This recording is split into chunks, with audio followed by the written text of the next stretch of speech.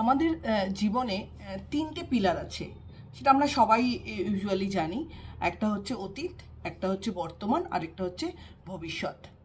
দেখুন, মাঝখানে যদি আমরা বর্তমান রাখি, অতীত বর্তমানকে এফেক্ট করে, আবার বর্তমান ভবিষ্যৎকে এফেক্ট করে। তাহলে মাঝখানে কে রয়েছে? মাঝখানে আমাদের কিন্তু বর্তমান রয়েছে। কাজে বর্তমান নিয়ে কিন্তু বাঁচতে হবে।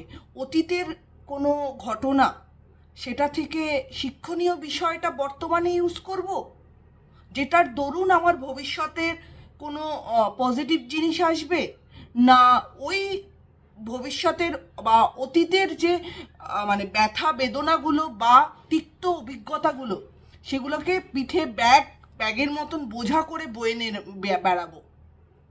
তো এই বয়ে নিয়ে বেড়ালে কিন্তু বর্তমান আমাদের কিন্তু ভীষণই কষ্টদায়ক হবে, এবং বর্তমান যদি কষ্টদায়ক হয় তাহলে কিন্তু আমাদের ভবিষ্যতেও সেভাবে ভালো দিকে এগোবে না। তো সেক্ষেত্রে আমি অ্যাজ এ সাইকোলজিস্ট বলবো যে ভবিষ্যৎ আমাদের যেরকম বর্তমানের ওপর দাঁড়ানো, সেরকম অতীত থেকে আমরা বর্তমানকে ডিফাইন করি বা বর্তমানকে আঁকি।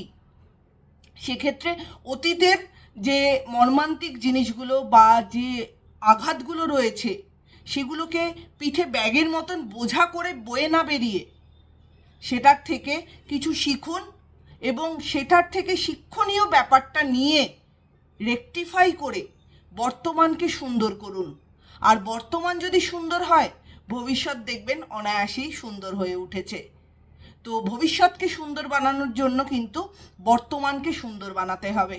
আর বর্তমানকে সুন্দর বানানোর দায়িত্বটা কিন্তু আপনার, আমার। তাকে কি করে সুন্দর বানাবো, পুরোটাই কিন্তু আপনার মানসিকতা।